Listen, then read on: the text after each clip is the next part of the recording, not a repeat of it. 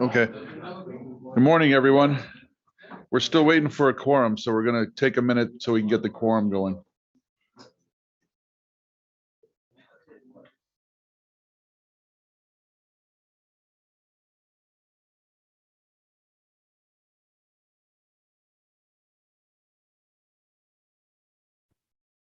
Does the quorum include those not present in person? I believe it does, yes. Okay, because it appears. As long as your location is registered, then you're a part of the quorum.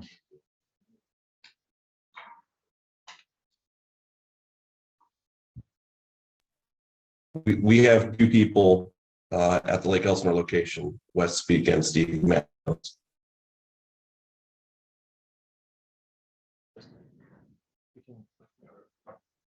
What's that?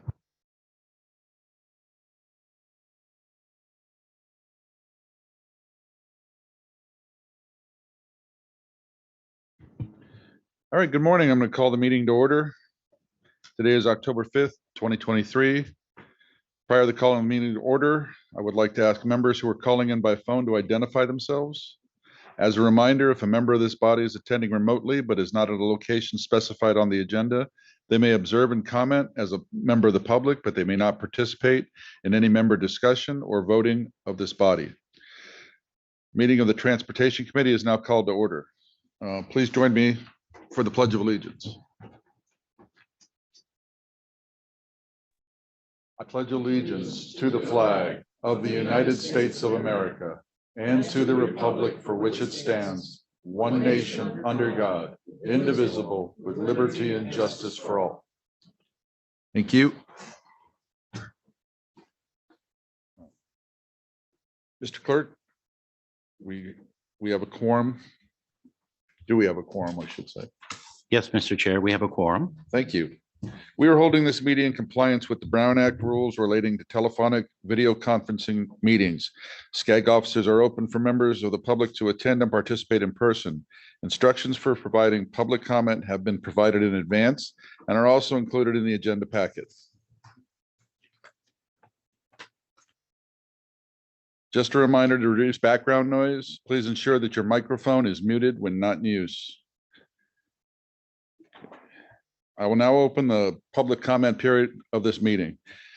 This is the time for members of the public to offer comment for matters that are within SCAG's jurisdiction but are not listed on the agenda. Do we have any raised hands or anything? Right. Cool. No raised hands for comment are seen, sir. All right, so no, we'll move along.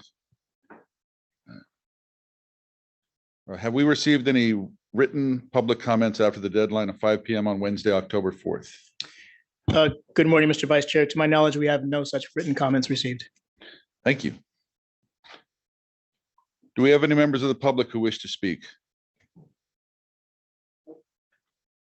Okay. I will now close the public comment period for matters not listed on the agenda. I would like to remind everyone to unmute your phone before speaking and state your name during deliberations and whether making a motion or offering a second. For those who have joined by phone, press *6 to mute and unmute your phone. Before we proceed, I'd also like to request a revision. We're going to go to the consent calendar now. Sorry about that. Before we proceed, I would also like to request a revision to item number 1, the minutes and attendance roster, to reflect that Regional Council Member Trish Kelly is the TCA representative and not the OCOG representative. Do we have any members of the public who wish to speak on this item? Okay. In order to save time, if anybody wants to pull anything from the consent calendar, I will have staff presentations before moving on to the roll call vote for the consent calendar. Would we like to move items 1 through 9? Second.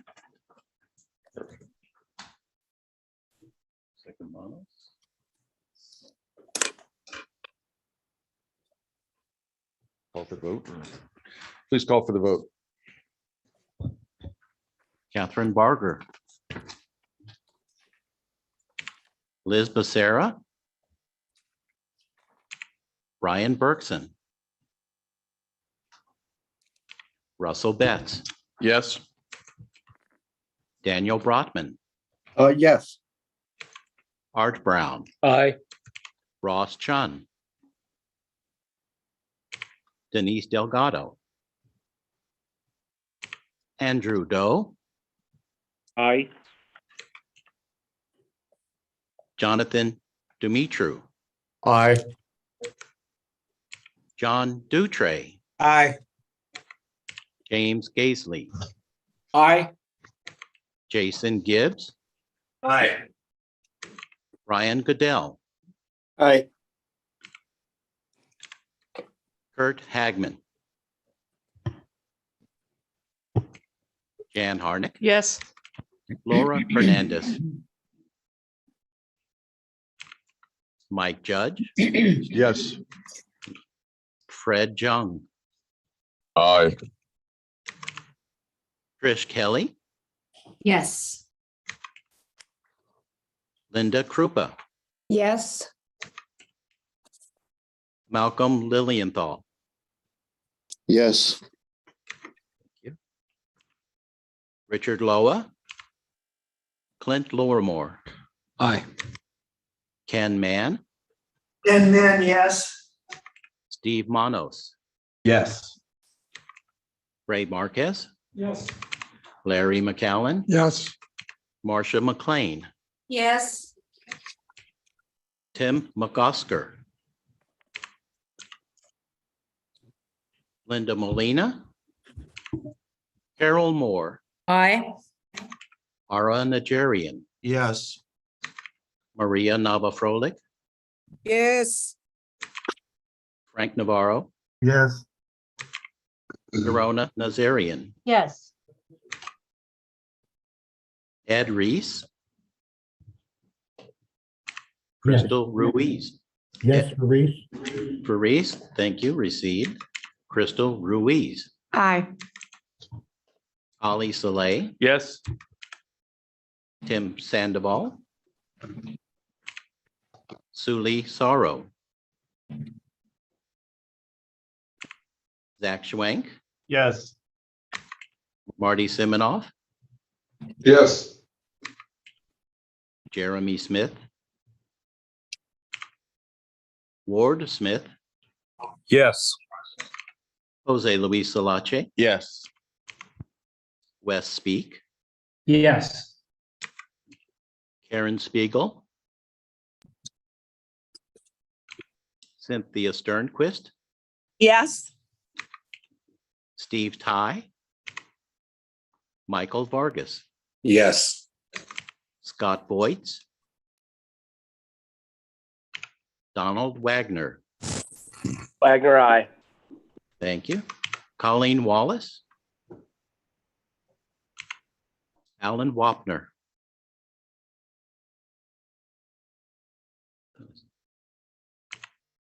Thomas Wong. Jeff Wood. Aye. Thank you, Mr. Chair. The motion Sir, passes. this is Councilwoman Becerra. I'm an aye. I couldn't get my iPad unlocked. City of Victorville. Thank you. Makes it 31 in favor and 0 against. The motion passes. Thank you. We're going to move on to information items now. Do we have any members of the public who wish to speak on this item?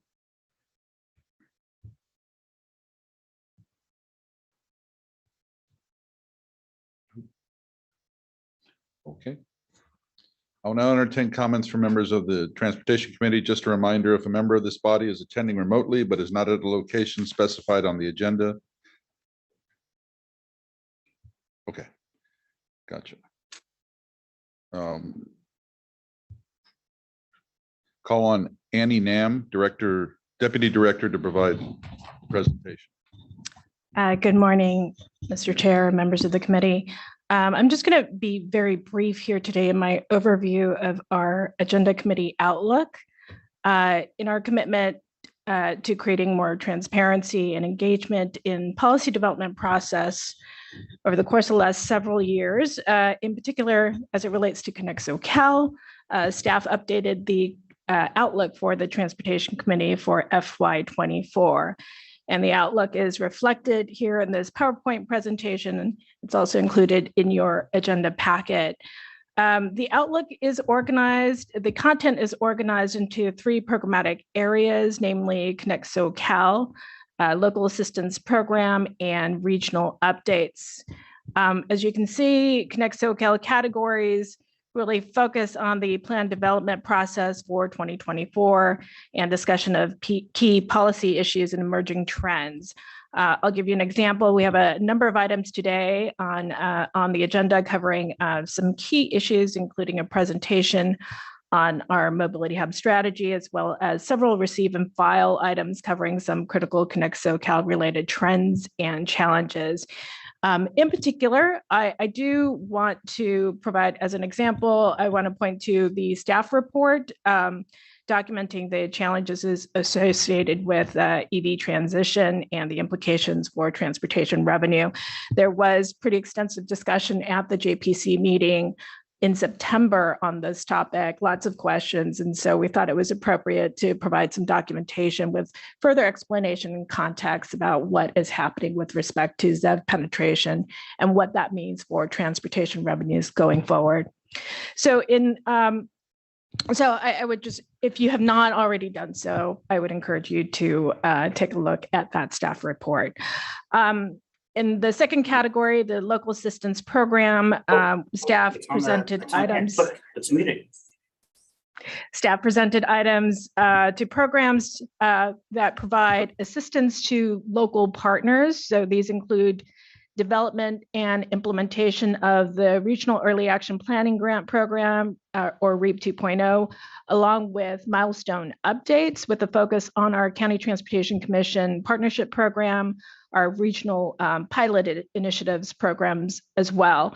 And as well as updates on our last mile freight program and the Future Communities pilot program and the Go Human program, amongst others. I also want to highlight the second programmatic category focused on regional updates.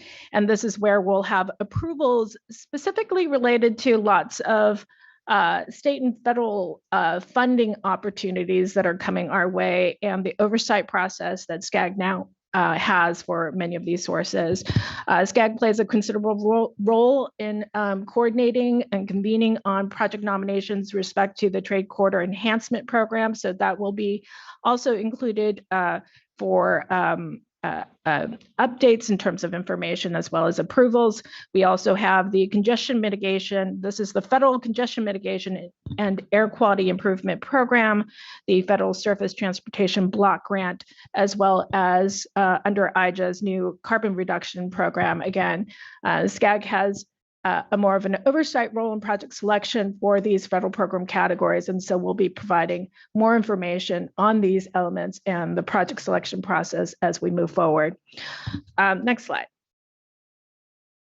So I'm not gonna go through the details of the outlook items here, but for some of the quarters listed, we do have quite a bit. So we do anticipate some movement over the course of the coming months, particularly as topics and panels covered may change based on speaker availability or progress on targeted items. And we also anticipate the committee members may also recommend other policy topics for exploration. And so with that concludes my brief overview, and I'm happy to take any questions or comments if there are any. Thank you. Good morning. Thank you, Annie, for your presentation. At this time, I believe we've already asked for public comment. Is that correct? Yes. Did? Okay, very good. All right. Is there anybody in the room who wishes to ask a question or speak on this item? No, not seeing anyone. Do we have anyone online? No. Okay. Annie, thank you so much. Thank you. Appreciate it. All right, we'll go ahead and move on to, we were just on 12. Oh, I'm sorry, 11. 11, so we're going to 11. 11. Okay, let's go ahead and take agenda item 11, Smart Cities Update.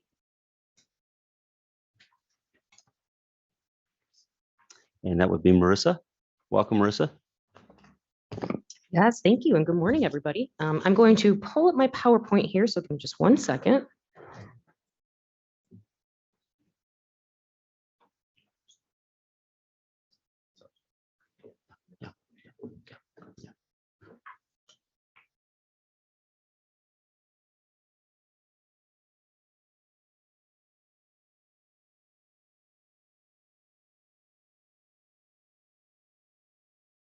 All right. Give it a minute for it to load.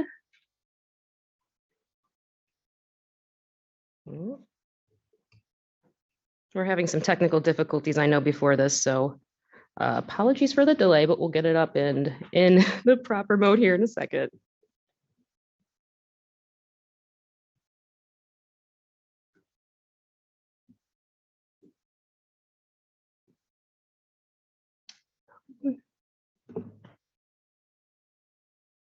Not sure if IT is on or I should say AV, if anybody can help me figure out why this isn't working for me right now. Well, while we wait, I know that there was a vote that was taken on consent. I wasn't here. I was at the executive committee meeting yesterday, and I know Art Brown, the chair, had the privilege of being able to allow a person who missed to vote yes. I'd like to vote yes on the consent calendar with the permission of the chair. Very, very good. Thank you, Mr. Chair. Thank you. And yes, Kirk had it as well. Anyone else? Great, thank you.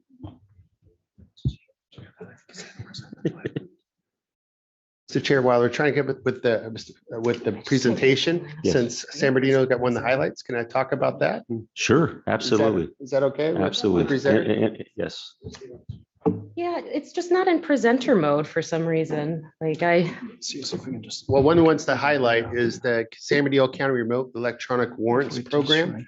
And it's, I'm proud to say it's one of our 162 record-setting NACO awards that we got last year. And take a little credit because it was my idea, but what it did and think about what we were doing before with the county, the nation's largest geographical county, and 28 different agencies had 28 different forms to fill out for warrants, and they would have to fill it out by hand or by computer, take it to a fax machine, which I don't even know who has a fax machine anymore, fax it to a judge who's on call 24/7.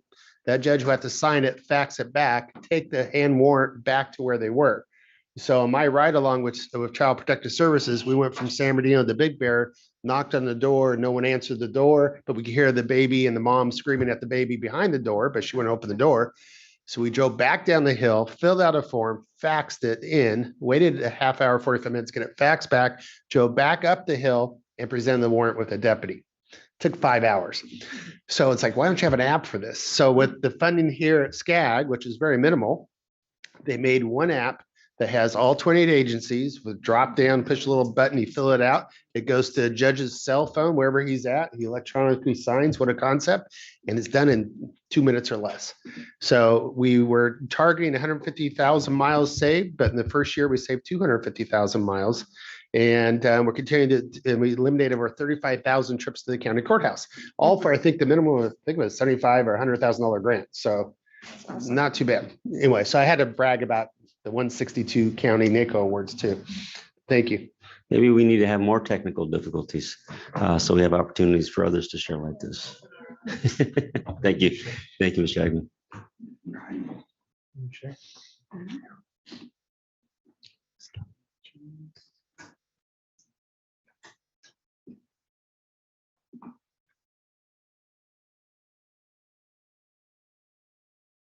Hey, there we go. All right, thanks.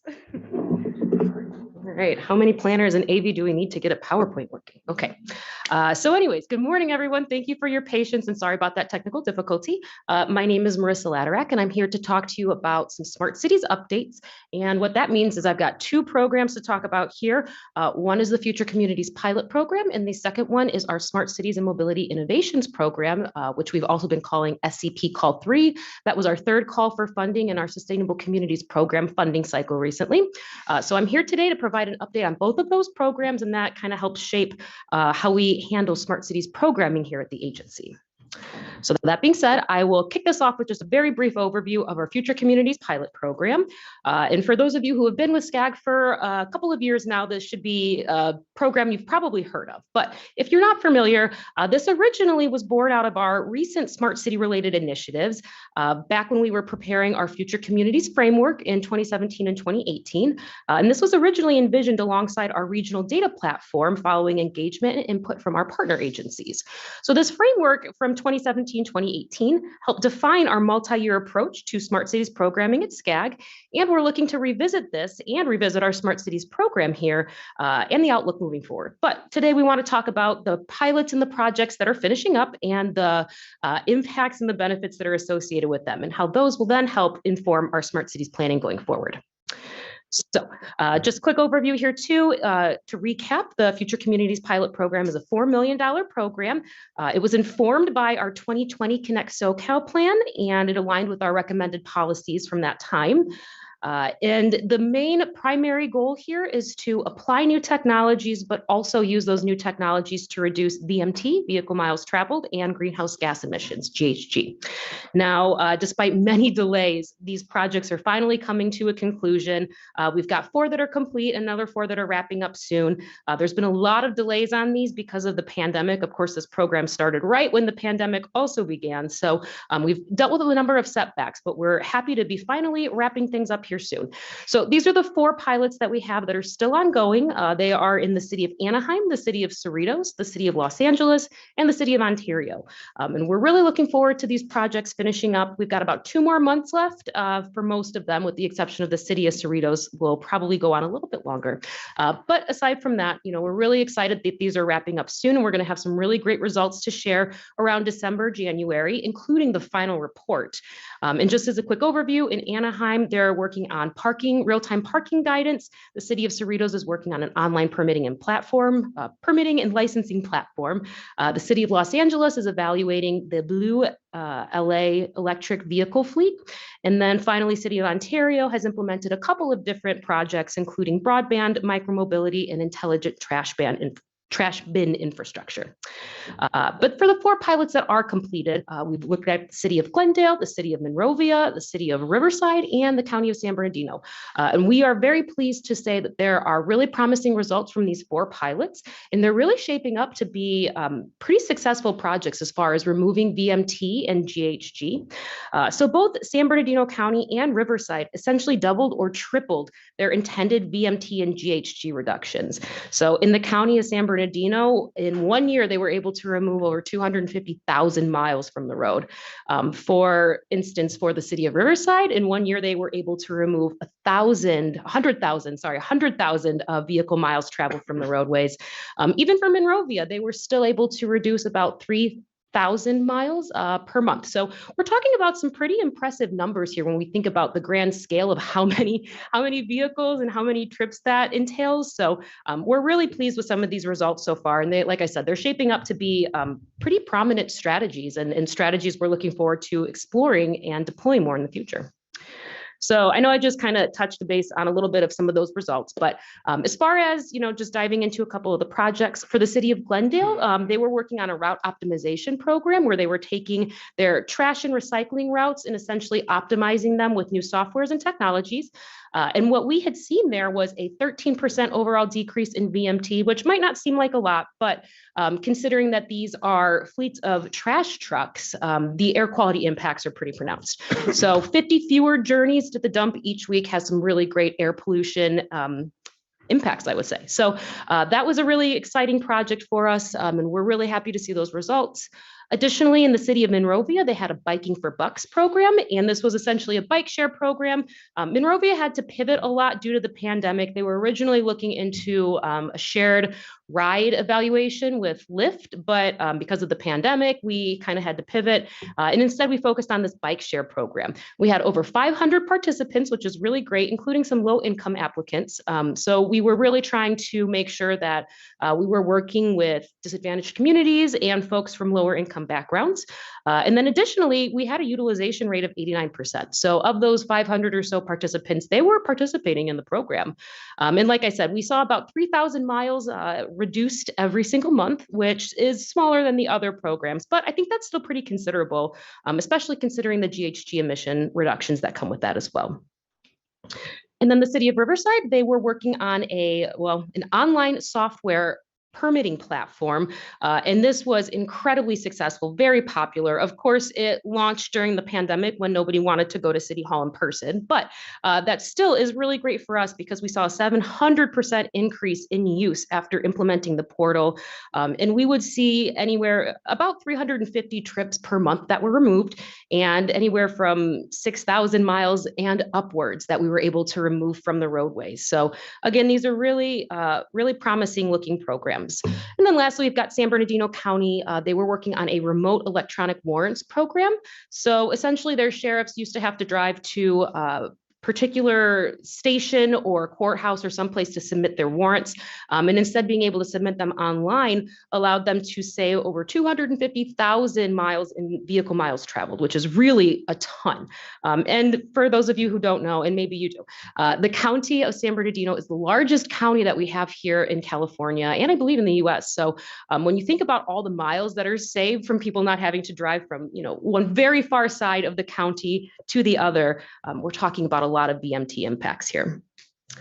So that's what we've got for the future communities. And like I said, we'll be bringing more results around December and January for the other 4 pilots that are still wrapping up. But now I will turn over to our Smart Cities and Mobility Innovations program, which is what we've been calling Call 3 of the SCP funding cycle recently. So just as another quick kind of refresher on this program, as many of you are probably familiar, the SCP supports our implementation of Connect SoCal. This is our main vehicle for implementing things after we adopt Connect SoCal. And we really try to take the technologies and the strategies and all of our recommendations from the plan and bring that to the local agencies for implementation. So this is that vehicle. This is how we do it. And the third call was focused, as I said, on smart cities and mobility innovations. And we had brought this content to you, several months ago when we were originally kicking off the program. So I'm sure it'll seem familiar to many of you. But this is, like I said, our vehicle for providing that direct funding and that technical assistance to communities. Now, our call 3, our Smart Cities and Mobility Innovations call focused on smart cities, obviously, and job centers, also GO zones and shared mobility and mobility as a service. And these were our key connections from the last Connect SoCal plan.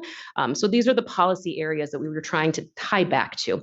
And again, the focus here is on technology and innovation, although this time it's a little bit less on the VMT and GHG impacts, and more so just on the idea that we wanted to integrate these technologies to help improve our mobility ecosystem in the long run.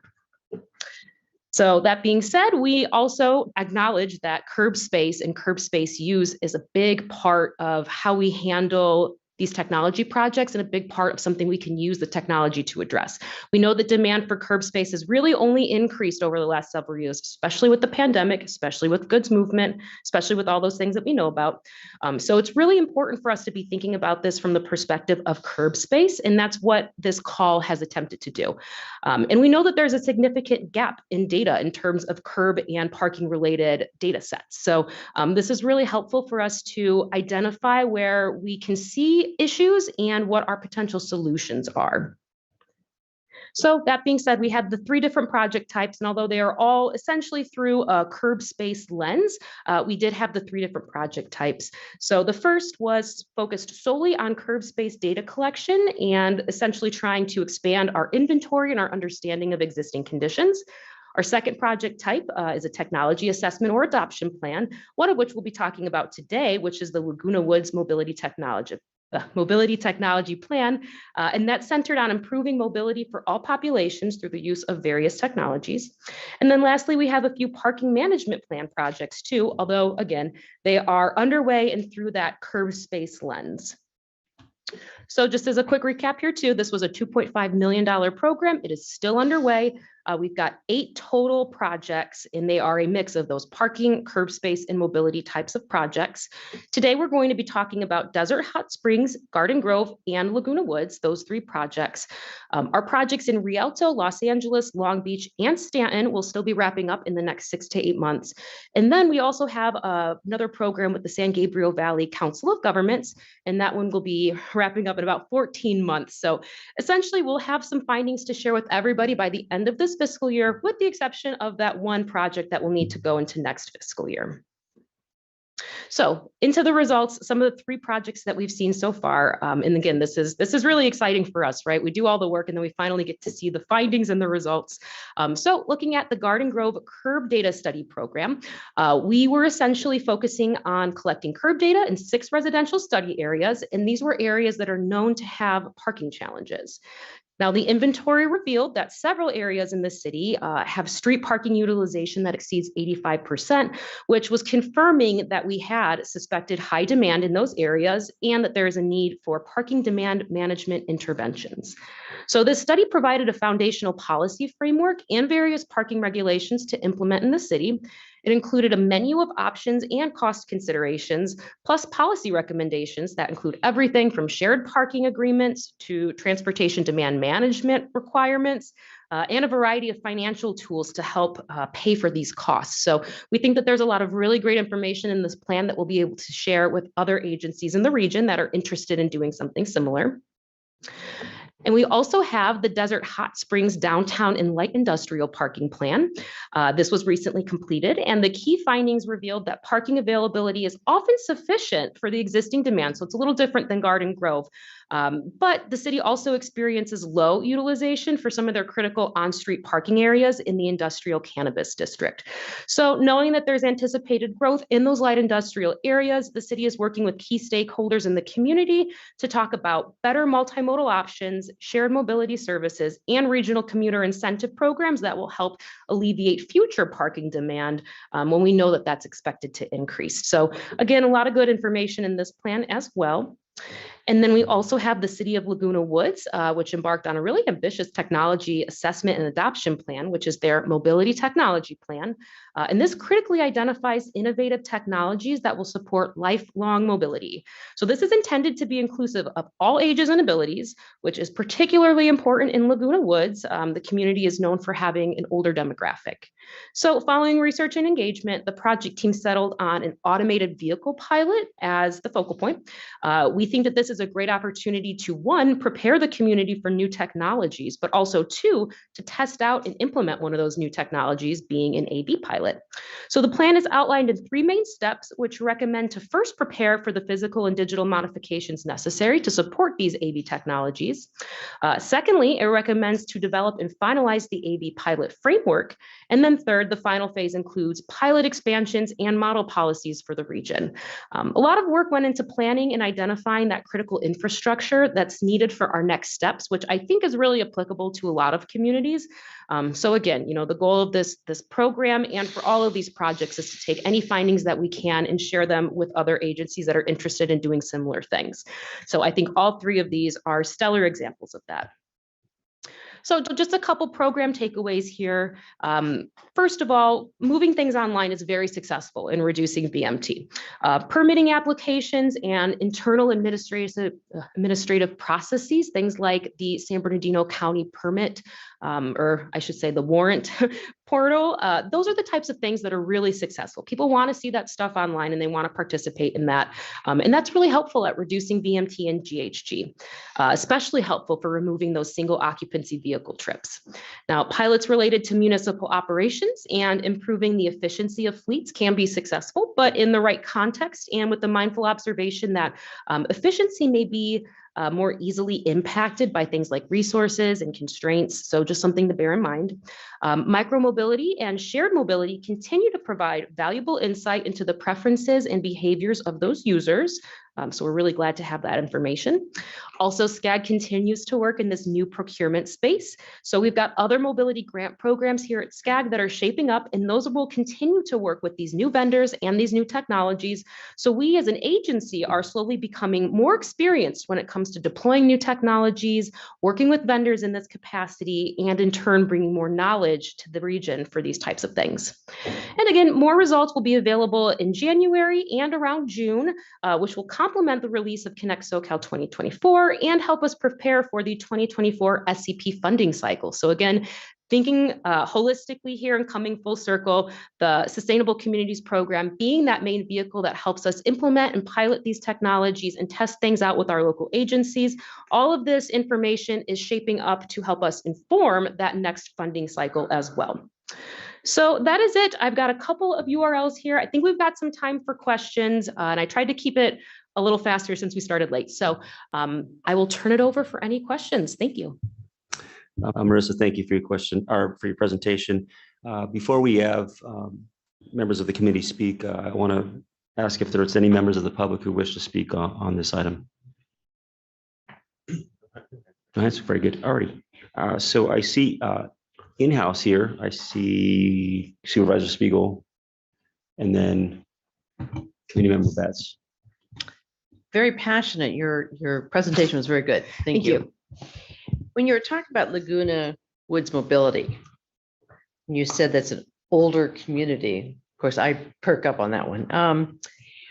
When you're talking about doing all these projects, is there education involved to educate this community? I mean, you could put as much IT and as much new and innovative things, but if you don't educate, we aren't going to get to that point. Oh, absolutely. Can't agree with you more. So there is an education component for all of our SCP Call 3 projects, exactly for the reason that you described. We can't, it's not a, if we build it, they'll come situation, right? We absolutely have to be educating folks. And all of these projects really had a ton of community engagement. So there were engagement things that were underway with the city, with key stakeholders, with some groups. And I know that moving forward in those future stages, especially for Laguna Woods, it's going to be really critical for that engagement and that education component, as you mentioned. So you're absolutely correct there. And that's what we believe too. Thank you. Reds. Yeah, thanks. First, our city is grateful to be part of this program. So thanks for your efforts on that. I wanted to shift gears a little bit. I was listening to San Bernardino's presentation on what seemed like a seemingly small item that turned into big savings. And part of this is talking about parking for cars. But I had an experience recently with parking for bicycles, which was problematic in that my neighbors just got electric bikes, so they've had them for a while. And they encouraged me to go take a ride, and it's amazing how these will get you around, even in a hilly community like we live in. And it, you know, motivated me to say, all right, well, we'll go down to the store. Once we got down to the store, now you've got a bike that costs $1,600, and you're wondering about where to park it. And so our anecdotal experience became, well, it's great for recreation, but I'm not going to leave this thing sitting outside the store for somebody to go and take it. So as we're talking about parking or electric bikes, obviously the lanes, safety lanes are nice. We just took 2 lanes down to 1, and that was really nice and felt very safe and very encouraging. But we might want to think about, I know they have the lock boxes, some way that parking becomes a part of, if we're going to encourage people to ride bikes, it's much more possible now with electric bikes, and put parking for bicycles into the focus. So that's my 2 cents worth. Thank you. Oh, yes. I will just add that I absolutely agree. For our Ontario project too, that's something that we figured out. So they were working on implementing some micromobility, which were scooters. And we learned that the parking and the charging stations for the scooters are just as critical as the scooters themselves, right? We need to have the places to store them. They can't just be on the sidewalks. They need to have a proper location to go to. And I'm thinking more along the lines of people that end up going and buying their own personal vehicles to go down and back to the store. I mean, imagine the amount of BMT reduction you get locally if you can just hop on your bike and ride down there and get a little exercise, which I happen to need. So thank you. Absolutely. Jan Harding. Thank you, Chairman. A couple things in the city of Palm Desert. What we did to encourage people to ride their bikes is we worked with our businesses to and especially in our Go Human project we had, we offer them bike racks where they can secure them, and it encourages people and it really helps that effort. So it's something, there may be other grants for things like bike racks that can help our cities. I wanted to mention something, and both Supervisor Hagman and Marissa also said it, the 250,000 miles in San Bernardino. And we talk about VMT and immediately we go to the associated GHG, and it's really important. One thing we don't talk about, we need to always think about when we talk about VMT, and somewhere in our packet, we have something on PCI and pavement condition index, and those 250,000 miles really mitigated some of the negative impact on our infrastructure and resulting declining PCIs. So I think we should keep that in mind when we talk about VMTs, the reduction in VMTs. Let's not lose sight of that as well. That's my comments. Thank you. Thank you. I'm not seeing any of the hands in the room. I am seeing 2 hands virtually. Let's go with Trish Kelly and then Carol Moore. Thank you. Those were some really good success stories, and thank you for sharing them, and very, very informative. I was wondering though, I know we will be receiving additional reports, a final report that'll be available later this year, but I'm wondering if there is any merit to having some of the projects showcased as part of your Toolbox Tuesday programming, so that we and our staff would be able to view the videos about each individual project and then determine if any of them might work or be tailored for our own cities or jurisdictions. Would that be a possibility? I love that idea. Yep, I love that idea. I will talk to our Toolbox Tuesday staff and we'll get that set up. That's a great idea. Thank you. Carol Moore. Thank you. It was a very good presentation.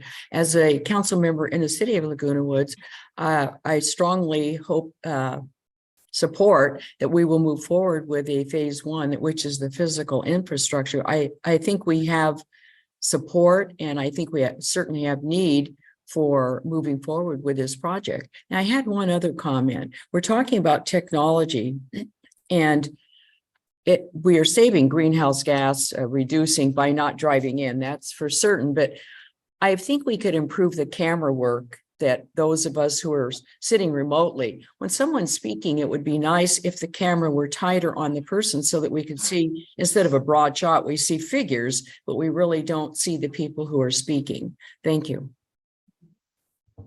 Thank you. Okay, I'm not seeing any other hands up. Okay, very good. Thank you. Thank you so much for your presentation. We'll go ahead and move on to agenda item 12, which is Regional Mobility Hub Strategy. And I'd like to ask Priscilla, if you'll please be so kind to come forward. Thank you. Welcome. Good morning. I'm Priscilla Fridi-Ajimami, Senior Regional Planner in the Mobility Planning and Goods Movement Department. And so it's interesting to piggyback on a lot of the mobility stuff that Marissa talked about today. But I will focus in my presentation this morning on the Regional Mobility Hub Strategy that we're developing as part of Connect SoCal 2024. And we know that today, in addition to the regular public transit and driving, we have more ways to move around. We just talked about e-bikes and e-scooters, there's a car share, there's bike sharing, there's all these interesting things. And so as we have all these opportunities to use a bike share and all these mobility devices, and we do have ride hailing just as a click of a button on our phones, we do have that opportunity to expand these menu of options that can only be realized if we're integrated into a coherent network of efficient transportation options that let people choose what they want to use to go to the different places. And so I'm able to choose what mode I want for a particular trip. I am sorry about my voice. I got a little cold, so I will try. I hope you can hear me okay. But how do we connect all these different opportunities that we just talked about and options to improve the mobility of our region? So first of all, Connect SoCal 2024 envisions a multimodal future, one where everyone has access to a safe, affordable, reliable, and sustainable transportation options to assess the opportunities and the resources necessary to thrive. And so to achieve this vision of the future, a variety of strategies needs to be developed, including a key one, mobility hubs. Last year, SCAG published a Mobility as a Service feasibility white paper, which SCAG staff shared updates with the Transportation Committee throughout the duration of the study. This feasibility study evaluated the potential of mobility as a service, also known as MAS, in the region and identified how the region can move towards a more multimodal integrated system, which includes establishing and expanding mobility hubs. The white paper simply defined mobility hubs as locations where there are a range of transportation options that interact and connect with each other. And so in addition to the study and as part of developing Connect SoCal 2024, staff conducted additional research on mobility hubs to develop this region-wide baseline network of mobility hubs. So from the MAS study and also this initial research that we did, we know that mobility hubs are critical for building the multimodal and mobility network that we envision in this region, specifically for 2050. So what exactly are mobility hubs? Mobility hubs are simply places or locations where people can seamlessly connect with multiple modes of transportation in a safe, comfortable, and accessible environment. And the location typically includes a range of transportation options that at least has, public transit and some sort of like shared mobility options, including whether car share, bike share, and active transportation mode of a sort. The hubs are typically conveniently located near housing, employment, retail, and public spaces. And so in many ways, mobility hubs do encourage this collaboration and coordination among mobility operators and stakeholders. And the hubs are typically a way to represent a departure from the traditional approaches of mobility planning and operations, which are often kind of siloed. And so throughout this initial research, we came across different naming conventions and varying definitions and typologies for mobility hubs. Mobility hubs, when it's planned and implemented effectively, has a lot of benefits. And so first of all, we're looking at mobility hubs as being able to provide that infrastructure foundation for multimodal trip planning and also provide that safe and convenient transfer between transportation modes, but they also provide first last mile connections to transit and rail. And from an equity standpoint, they play an important role in providing multiple travel options, especially for those in disadvantaged communities and also with limited mobility options, providing them multiple options, including the usual, again, driving and taking transit. And they can provide a mode shift specifically towards non-single occupancy vehicles. And they're also very important for addressing travel behaviors, such as increasing rates of telework and the need to better support the short trips in a variety of contexts, whether it's urban, suburban, or rural. And ultimately, they are able to help the region to achieve its greenhouse gas emission reduction targets. When we began this initial study, we started off by reviewing the work that our peer NPOs, such as MTA and SANDAG, have done in relation to mobility hubs. We also were mindful of the work that's already ongoing in our region. And so we looked at by county, some of the examples that we see today. And so, for example, for Los Angeles County, examples include Union Station and North Hollywood Station, where it not only has a transit connections, but also has a secure bike parking.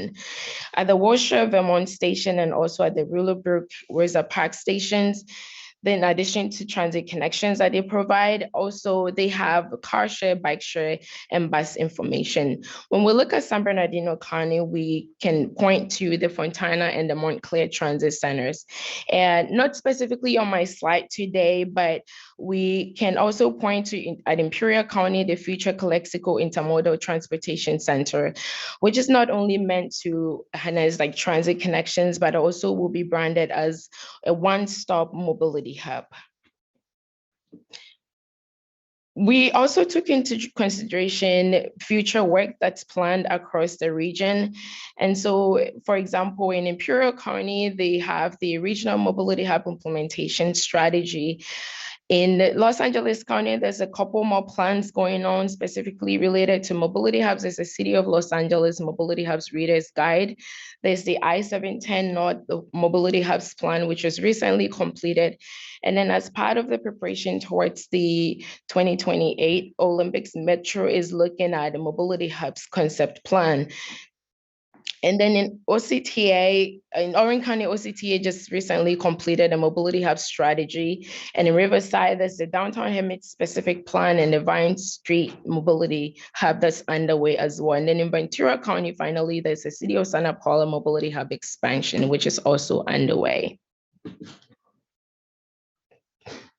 So this initial screening process for the network of mobility hubs began as we're looking at a set of baseline network criteria to determine the candidate mobility hub locations in our region. And so the methodology established transit and road stops as a baseline criterion, and also ensuring that only locations containing at least one major transit stop were further evaluated. And then other screening criteria were included as part of this process too. We included park and ride locations, like those that Caltrans is considering in its mobility plan, and proximity to major institutions such as sports events, universities, and also overlap with priority equity communities.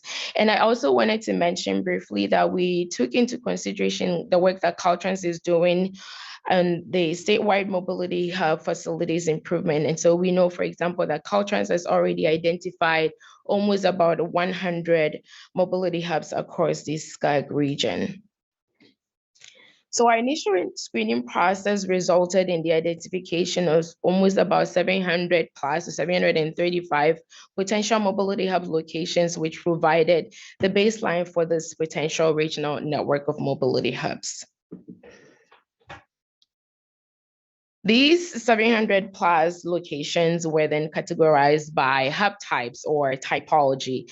And so basically we evaluated these mobility hubs for similarities and also for differences, and then divided them into categories of hubs that shared somewhat similar qualities. And so in developing these typologies, we considered, for example, land use densities, transportation characteristics, and future population and employment growth.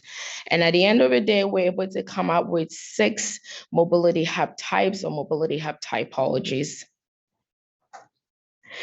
We provided a full description of these mobility hubs in the staff report, so I'll try to run through this quickly, but wanted to mention that each of the mobility hub typologies or types does have land use characteristics and transportation features, and each hub type also includes a list of elements that are recommended or highly recommended and also not applicable. And so, for example, we considered, does it have any bike share, electric vehicle charging, or any parking? Are there any bathrooms at these locations? And I also wanted to emphasize that the design and access elements can vary very significantly based on the topography, the property lines, and also other local contexts.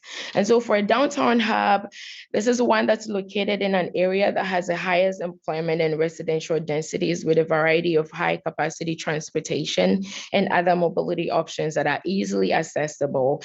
So we're looking at an area that's walkable and bike friendly and serve as a commercial and a cultural activity center. And so a typical example would be downtown Los Angeles and chunky parts of Los Angeles. For an urban hub, it's one that's in an area that has moderate to high employment and residential densities, and also contains a rich mix of high capacity transit. There's frequent frequent bus transit, and also access to bike share, car share, and other mobility options, usually in a built environment that's walkable and bike friendly. And a good example would be MacArthur Park. For an emerging hub, it's one that has low to moderate employment and residential densities with access to high capacity transit and local bus service, as well as limited shared mobility service. And these are smaller communities with lower to moderate economic activities. An example of that would be the Metrolink downtown Pomona station. For a suburban and a rural hub, like the name goes, we're looking at an area that had land uses and relatively low employment and residential densities with medium population and employment numbers today or far into the future. And so this is one that typically may have some rideshare or van pool coordination to assess these locations.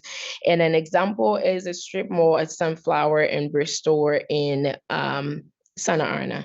For an equity hub, we're looking at a hub that's in a moderate to high residential density, which has high concentration of disadvantaged communities or disadvantaged populations, and also has low income households, which might find elevated benefits from reliable transit service, bus routes, and shared mobility.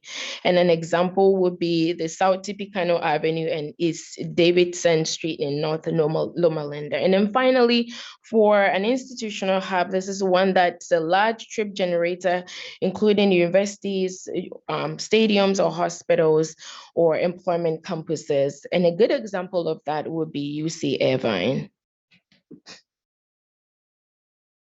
So after assigning the 700 plus identified mobility hubs with the different hub types, we subjected them to sort of like a second screening to make sure we get a more manageable number. Obviously, 700 was a lot for this initial screening. And so the second screening approach was designed to align with the Connect SoCal goals, focusing on the criteria that prioritizes transportation improvement and also that which promotes non-single occupancy vehicle trips and mitigate climate change and advance equity in our region. We focus primarily on transit access and connectivity, high rankings for candidate locations with the most mobility options and connections. And all mobility hubs are located in high quality transit areas. Additional criteria to differentiate and also prioritize these hubs included existing and planned bike routes, livable corridors, microtransit, electric vehicles, and where data is available, we included bike share and transit boardings and alignments by each of the locations or stations. And for climate action, we looked at high ranking for candidate hub locations near major trip generators with areas with high walking and biking network connectivity. And so this aspect of the second screening focuses specifically on the potential for any type of mode shift for these trips based on the trip generators, such as other like airports or job centers at these locations. And then equitable mobility, we looked at high ranking for candidate hub locations within the priority equity communities. So when the second screening process was completed, we ended up halving the 700 plus mobility hubs to about 346 total. And I just also wanted to emphasize that this is initial work that we're doing, and we hope that we can expand this work. So this map technically displays the list of the 346 mobility hubs by the hub type or by the typology. And as you can see, it's completely dispersed across the region as they can exist in a variety of contexts. And so we see some in urban, some in rural, and also our suburban communities. In terms of next steps, we want to be able to understand that progress towards achieving these multimodal region will be primarily through the implementation at the local level. And so in order to support mobility hub efforts across the region, we intend to develop a regional mobility hubs design and implementation guidance. And we also plan to coordinate with our stakeholders to identify and advocate for potential funding sources, specifically to also help with any type of private or public partnerships to implement these mobility hubs.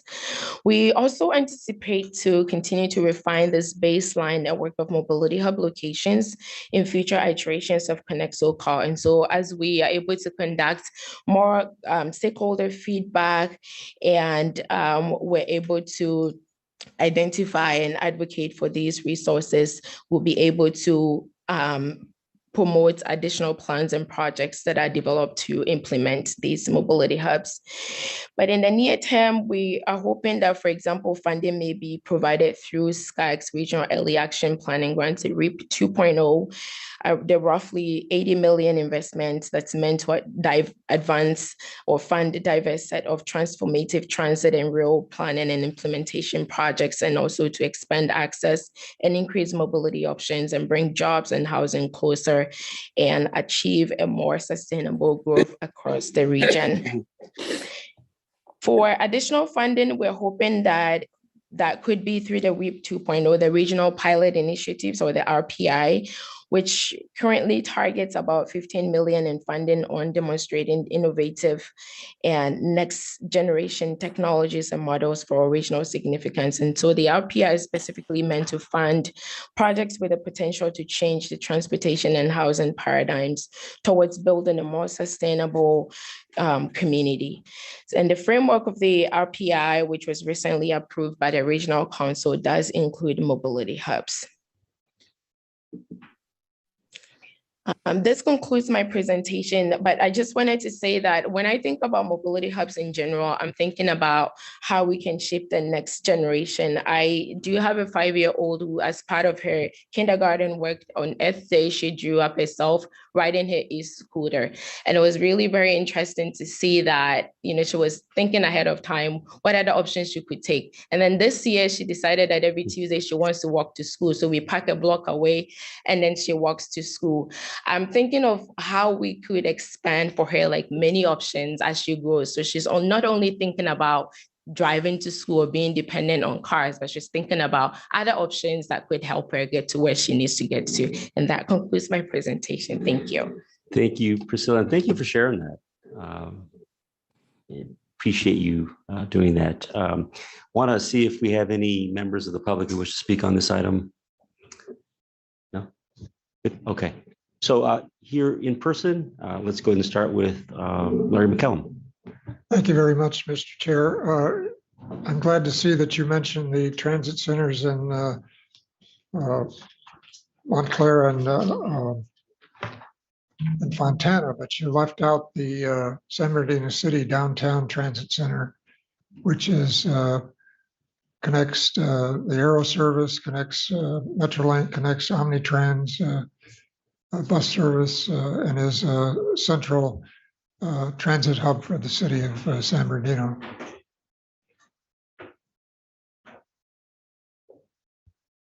Thank you.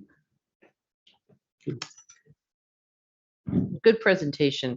I could hear the pain in your throat. The one thing, and I know you talked about it on the buses and, trying to schedule times, but this first and last mile is one of the biggest issues for whatever the hub is, wherever it is, whether it's, the suburban or the urban. It's very challenging to coordinate the buses because there's different bus lines.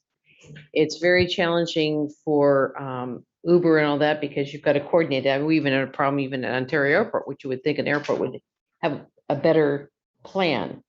Somehow we've got to really spend some energy, and maybe that's a project down the road of just first and last mile, because our transit, whether it's Metrolink, whether it's your bus systems, can't be as successful as they could be until we intertwine the schedules of the buses, any other possibilities of first and last mile. I mean, when you talk about bike racks, yeah, that's fine, but most people wouldn't take the bike to work.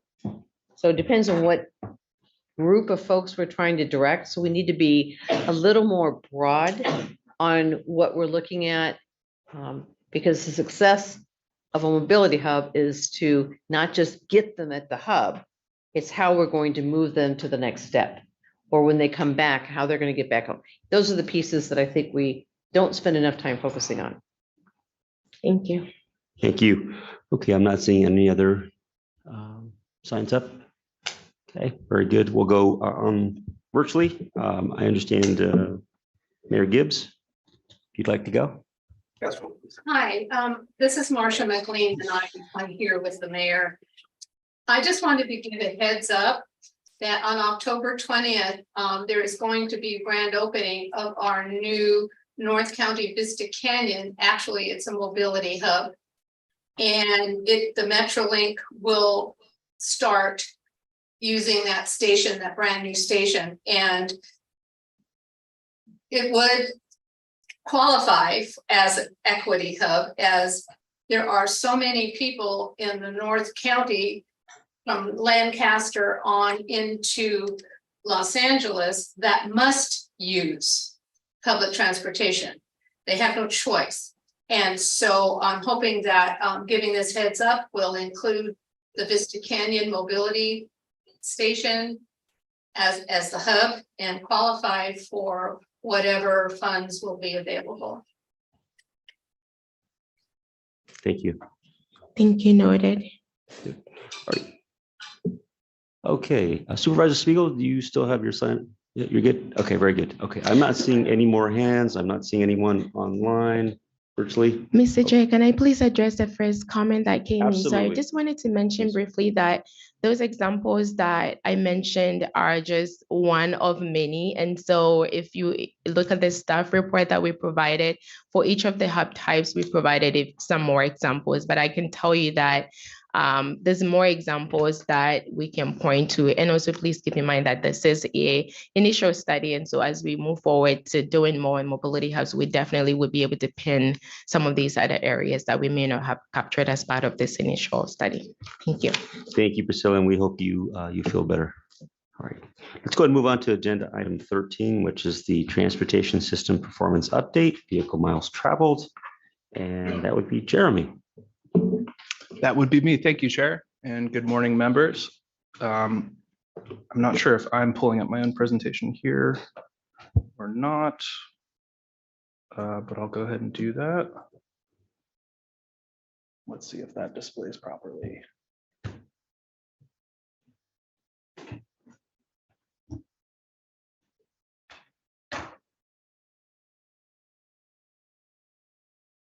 Apparently not. So. Mr. Chair? Yes. Mr. Chair? Yeah, this Yes, is Scott go Boyce. I'm at the County of Orange, and I've been present. I just missed the first vote, so sorry about that. I just want to announce my presence at the meeting. Scott Boyce from Lake Forest. Noted. Thank you, Mr. Chair. And I'm good with it. Thank you. Thank you so much. Come on. Oh, okay, there we go. We're good. Okay, sorry for that delay. My name is Jeremy Marks. I'm an assistant regional planner here at SCAG, and I'm here today to deliver the first and what we expect will be a quarterly series of updates covering vehicular travel trends. So it's kind of meant to complement staff's regular reporting on transit ridership. And so we hope that this will be informative to you all and inform some future decision making. So as background, as we all know, the COVID-19 pandemic had immediate and lasting impacts in terms of affecting travel behavior across the country, but in the SCAG region as well. So part of the intent behind this research is to better understand how travel behavior has changed and which of those effects seem to be the most long-lasting. So in particular, we looked at 3 metrics: vehicle miles traveled, that's for all vehicles; vehicle hours of delay at 60 miles per hour, which is essentially a measure of how much time is spent sitting in traffic congestion relative to travel times without congestion. And then the third and final metric that we looked at is heavy duty truck vehicle miles traveled. So a couple of notes on the data sources that we referenced here. There's two of them that we looked at. The first is called the California Performance Measurement System, or PEMS. And this relies on thousands of roadside sensors that are set up all along California's state highway system. So the limitations there would include that PEMS only covers the state highway system. So the data that I'll present is kind of focused on highways and not on local streets and roads for the most part. The second limitation related to PEMS is that there are no roadside sensors in Imperial County. For whatever reason, unfortunately, that data doesn't reflect on travel in Imperial. And then lastly, of course, sensors, as most technology does, often malfunction, whether that's related to extreme heat or roadside construction. It's pretty common to have PEMS sensors be out of order from time to time. So that's sort of the third limitation there. The second data source that we looked at is Streetlight, which is data derived from smartphones. It's location-based services data. And so theoretically, this would provide us insight on travel throughout the entire transportation system, so inclusive of local streets and roads, as well as highways. However, the primary limitation there is that due to a change in Streetlight's data source, we only have their data up through May 2022, and afterwards their data comes from connected vehicles, which they say you can't compare to the smartphone-based data. So, oh my gosh. Oh, sorry. Just to catch up.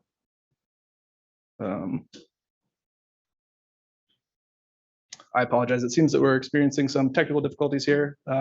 So why don't we advance to the next slide, please?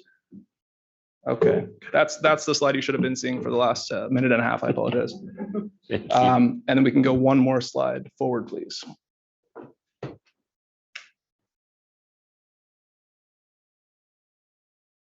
And one more. Okay, so let's dive into the findings. It's enough about the data sources. The first metric here is vehicle miles traveled. So you may be tempted looking at this. I know that we're all waiting for the big one, but this is not actually showing us any seismic activity here. This is a chart of how VMT has trended over the last 3.5 years or so. You'll notice if you can see the y-axis, and I apologize, it's a little bit small, but it's showing percentage change, and that's percentage change relative to essentially the pre-pandemic baseline. That'll be the case for all of these charts that I'm running through. So we see here, as indicated by the red arrow, a steep drop off right at the start of the pandemic, showing VMT falling to almost 40% below pre-pandemic levels. And again, this is only on the state highway system. Then at the green arrow, we see VMT sort of retrace and reapproach what would be the pre-pandemic baseline level at 0% on the y-axis there, indicated by the green arrow. And then between June and July 2021, through August of this year, out to the far right of the chart, we kind of see VMT hover and maybe drop a little bit relative to pre-pandemic baseline. We're calling that an average of 5% below. So it's maintaining at about 5% below pre-pandemic levels. And then lastly, we have two blue arrows here that are meant to indicate some spikes above that 0% line, which correspond or seem to correspond with peaks in holiday travel. So for Thanksgiving, Christmas, and other December holidays. So that's the VMT picture. And I think the shape of this will be familiar.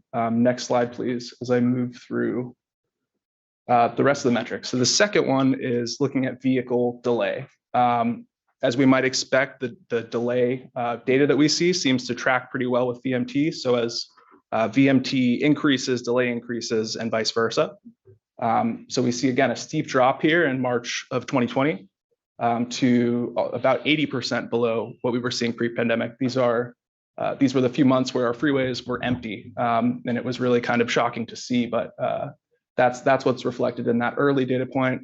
Then again, as we saw in VMT, we see kind of a recovery back to pre-pandemic levels by mid-2021.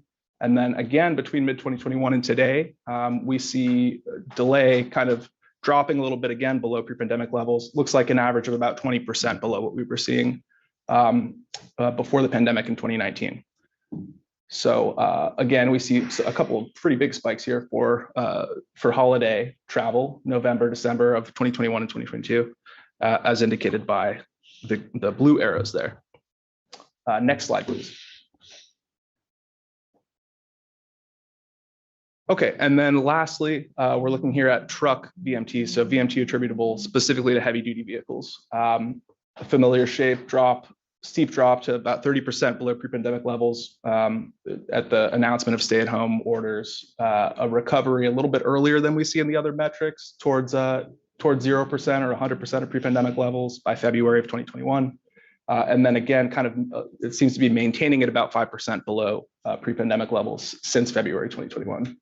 Again, we see a couple of spikes corresponding with the holidays, and I think this probably indicates sort of online order fulfillment and gifts being delivered around the December holidays there in both cases. Okay, and next slide, please. So I mentioned that we also took a look at streetlight data. Most of the intent there was to see if we could validate what we were seeing in PEMS or whether streetlight would tell a completely different story. And again, as a reminder, PEMS coverage is limited to the state highway system. Streetlight theoretically would cover travel on local streets and roads as well. And then the streetlight data that we show only runs through April 2022 for the reason that I mentioned earlier. So it would seem that streetlight does at least partially validate what we're seeing through the PEMS data, and I'll show you what that looks like on the next slide, please. Okay, so again, steep drop off, March, April 2020, and we don't actually see a recovery back to zero around mid 2021 like we did in the other metrics. So it really doesn't hit pre-pandemic levels, VMT on all roads until around November, December 2021, when we see a big spike again above pre-pandemic levels briefly, and then it dropped back. So whereas the PEMS data suggested we're about 5% below pre-pandemic levels, when we look at streetlight, it looks more like 20% below. And so that could indicate essentially that travel has recovered to a greater degree on the highways than they have if you look at local streets and roads as well. That's what that would seem to be suggestive of. Next slide, please. In terms of next steps, as I mentioned, our aim is to provide these updates on a quarterly basis. And the great thing about PEMS is you can access their data in nearly real time. So at the end of the day today, I could get the data from today. And so we'll be able to kind of provide actionable data on a timely basis, we hope, to you as new data comes out. And we'll also continue analyzing these trends both on the region-wide level, which is what I walked you through today, as well as how the counties are trending independently. And there is an accompanying staff report as well, which has a lot more detail and has some of the charts with county level findings as well. I think that was my last slide. Could we advance one?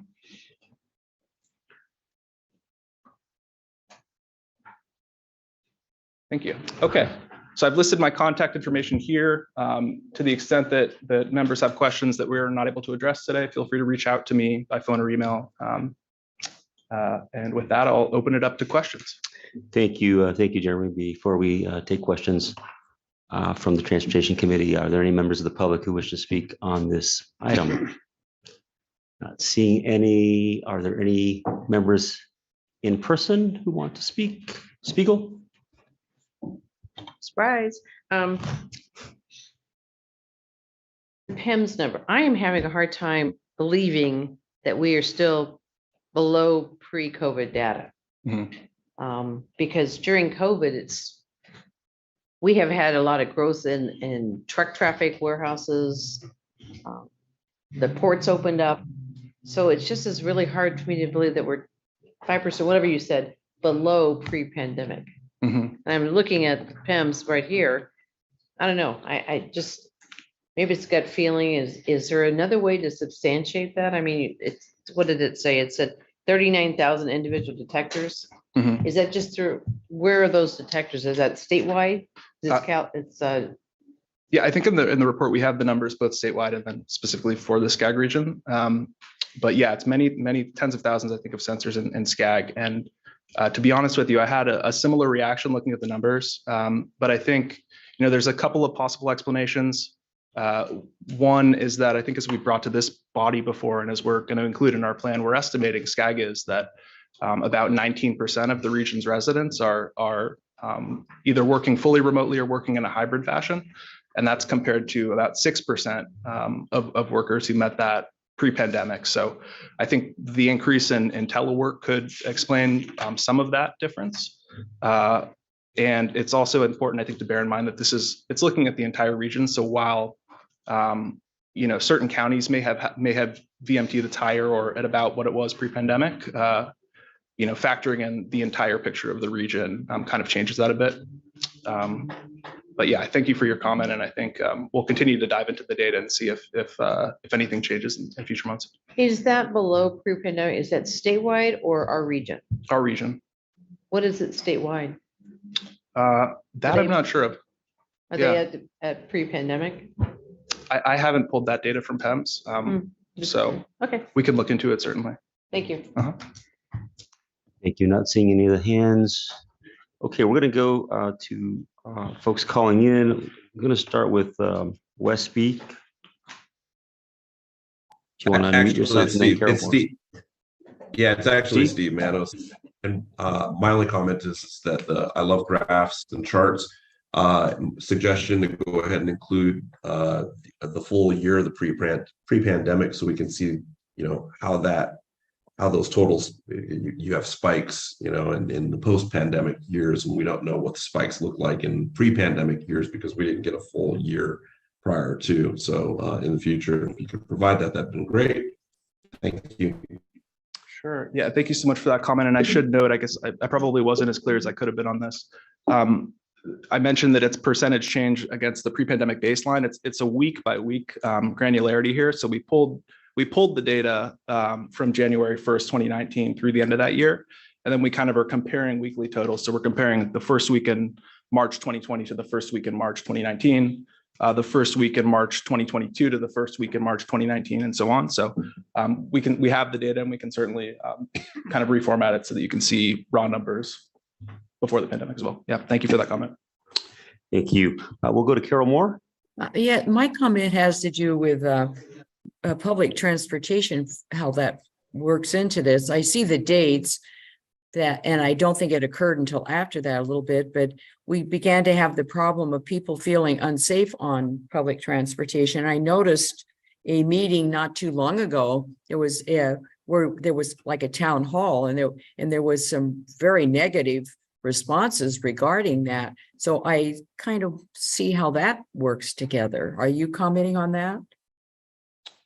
I am not commenting on that in this report, but there is a separate transit ridership update that I believe was it last TC or the next one? Those are also on a quarterly basis. We do incorporate transit ridership report on a quarterly basis. They're often included as a receive and file item. We can certainly next time bring that up for a presentation as well. Thank you for that comment. Thank you. I am not seeing any more speakers. Jeremy, thank you so much for your presentation. Thank you. Okay. At this time, I'd like to move to the chair's report. I want to start by welcoming new members. Tim McOsker of Los Angeles, representing District 62. Jeff Wood, Lakewood, Gateway Cities COG. And Daniel Brotman, Glendale, Arroyo Verdugo Communities Joint Power Authority. Welcome to SCAG. We also have SCAG's 14th Annual Southern California Economic Summit on December 7th at the Sheraton Grand in downtown Los Angeles. The program will explore the major economic factors that inform Connect SoCal 2024, SCAG's draft regional transportation plan, sustainable community strategy, from generating new jobs to creating efficiency gains for commuters, shipping, and travel. Elected officials and city managers of SCAG's member jurisdictions may attend for free. And then lastly, registration is now open at scag.ca.gov/economic summit.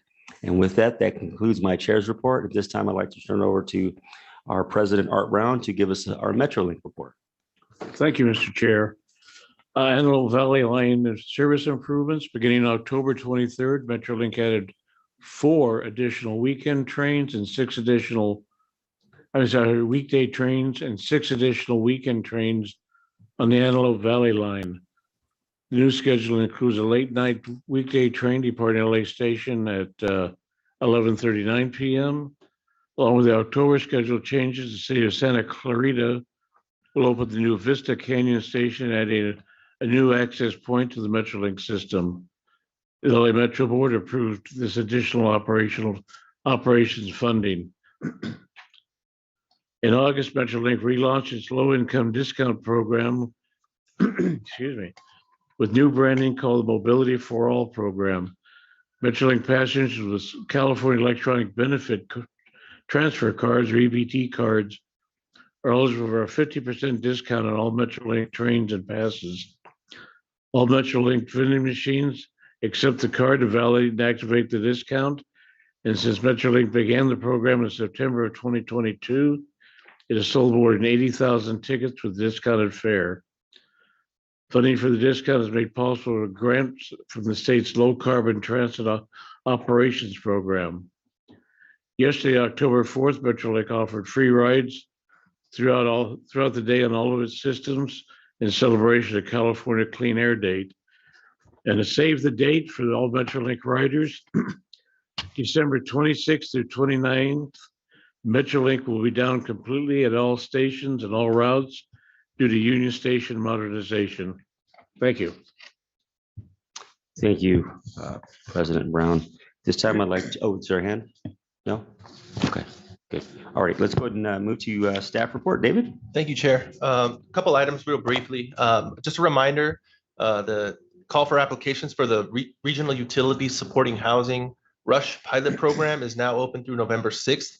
It's a competitive call that will award an estimated $35 million to planning and capital projects in the SCAG region. There's a recording of an October 4th informational session that can be accessed on the SCAG website. We're offering open office hours for technical assistance for staff. And for more information, please feel free to reach out to SCAG staff with any questions and encourage your staff to apply for the program. Second item I'll mention real briefly is in November, SCAG is intending to release the draft Connect SoCal plan. And as a part of that draft release, we're coordinating elected official workshops throughout the SCAG region. So please keep an eye out for those invites, as these workshops will be geared towards your specific counties. And we're looking forward to engaging you on the ground throughout the SCAG region. So please look out for those elected official draft Connect SoCal workshops coming your way in November, December timeframe. Thank you, Chair. Thank you, David. Before we go to announcements, I do want to just express my thanks to staff for all the time that they take to put these presentations together. We all know it takes a tremendous amount of time and energy, and just want to express on behalf of the Transportation Committee members our thanks. Are there any announcements that anyone would like to make at this time? Any announcements? I'm not seeing any in person, not seeing any virtually. We do have one. City of Lancaster. Lancaster. I'd like to make a formal request that SCAG staff present an update on the formula funding for the Infrastructure Investment and Jobs Act at the next Transportation Committee meeting. And I would hope that it would include, but not limited to, the breakdown of funding to all 191 cities in SCAG. And maybe the disbursements of funds, and then the summary of projects completed to date with the first 2 years of funds. Is that possible? Or do I need to form that as a motion? I understand we'll have somebody follow up with you on that. Okay. Okay. Thank you. Very good. Anything else, Dad? Yeah, that's it. Okay. Very good. All right. So seeing that there are no more announcements, this Transportation Committee is adjourned. Have a great rest of your day, everyone.